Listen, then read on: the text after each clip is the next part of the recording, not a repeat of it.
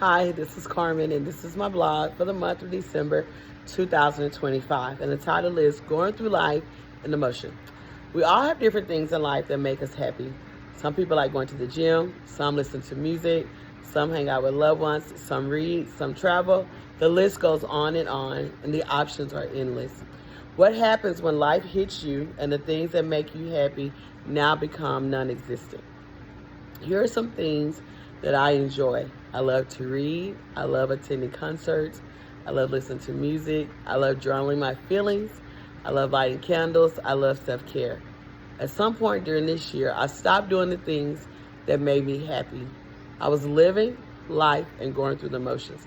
I would get up each day, go to work, teach, and watch my grandson some nights. Some days I worked both jobs and repeat the same pattern over and over again. This week, I dozed off early and woke up to use the restroom. I came back to bed and my mind was restless. When I have a lot of things on my mind, restlessness happens often. I always pray, but I couldn't fall back asleep. I did as most people do and began to scroll on Facebook. And as I was scrolling, a video popped up. It said, check on your strong friends because they are high-function depressed, but you'll never know.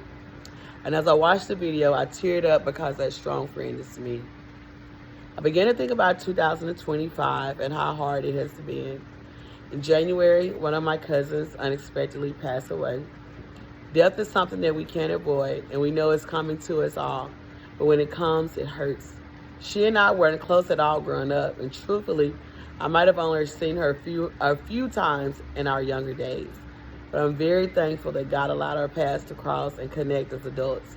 We would talk on our phone for hours and laugh, and even when I moved to Florida, we check on each other to see how our children were doing, and her death took a toll on me mentally.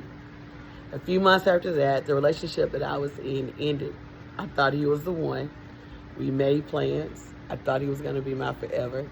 That's what he told me, and I believed him. He made promises that he didn't keep. And when he broke it off, another piece of me was gone, and it took months for me to heal.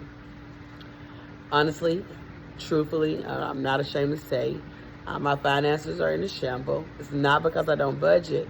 I've never been one to spend frivolously, but the cost of living in Florida is extremely high.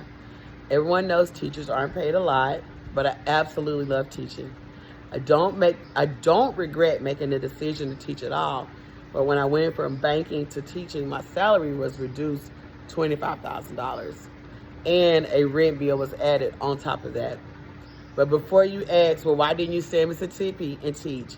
I applied, but the school districts where I live didn't offer me a temporary certificate. And in the school districts I applied, I could be a long-term substitute because I have a degree. I would do all the work as a certified teacher, but the pay would be substitute pay, barely $20,000. And Florida offers a temporary certificate with regular teachers' pay. So off to Florida I went. And I always say if I could have my banking pay as a teacher, the life would be perfect. But on top of having rent, my truck has been having issues that's cost me over $3,000 in repairs in the last 3 months. My savings has been depleted. And at this point, I'm taking money for bills to fix it. You need a car to get to work. You need to get to work to pay your necessities. I can't afford a new vehicle, so therefore I have no choice but to fix what I have. When a person is unable to do what he or she wants prior to income being reduced, it's mentally exhausting as well. I went from getting pedicures on a regular, lashes done on a regular, attending whatever concert I wanted, taking trips across the country, to how am I going to keep the lights on? How am I going to pay this rent? How am I going to put gas in this tank? How much am I going to spend on groceries this week? And earlier this week, my mom and I were texting. I was telling her how excited I was about getting my hair done. It's been 7 months since I've been to the salon, and some of my favorite reels on social media are transformations of damaged hair. The men and the women have gone on for months or years with neglecting their hair, and it's not because they didn't want to go. It was because mentally they were fighting a battle, and their hair was the last thing on their mind. And as I sat in the chair, my loctician began to inspect my locks. And she asked me, hey, what's your plan for your locks? They were thin, they were fragile, they were damaged, a lot like me. She said they're fixable, but they need maintenance. They need more care. They need some attention. They need love, and all like me. And at that moment, I thought about the videos that I often watch. I was one of those people. Truthfully, I wanted to cry, but I held it together. I had neglected myself. I neglected my hair. I've neglected journaling. I've neglected reading. I've neglected the gym. I've neglected blogging. I've neglected a lot of things that I love. I've been going through life and going through life emotions. I've become even better at being a high-functioning depressed person. And if I didn't have therapy, the people that prayed for me praying for myself, my faith in God, I wonder, where would I be? There have been things that I've experienced, things that have made me weak, my faith weak, things that made me question God, things that made me ask God, was he listening when I prayed? My therapist said to me, you're strong, you have strength. You have gone through things that some people can't handle. And my response to her was, but I'm tired of being strong.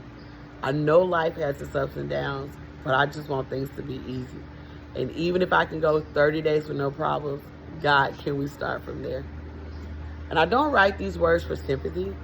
I don't write these words for compassion. I write them to bring awareness. You might be looking at someone and think that he or she has it all together. He or she has a great life. He or she has no worries at all. But it can be the furthest thing from the truth. The person can be at his or her breaking point. The person can be crying himself or herself to sleep at night. The person can be struggling with depression. The person can be trying to decide if life is even worth living. The person can be feeling all alone. The person can be dealing with grief. The person can be dealing and wondering, will that love ever find me again? That person can be going through life in motion. Check on your strong friends.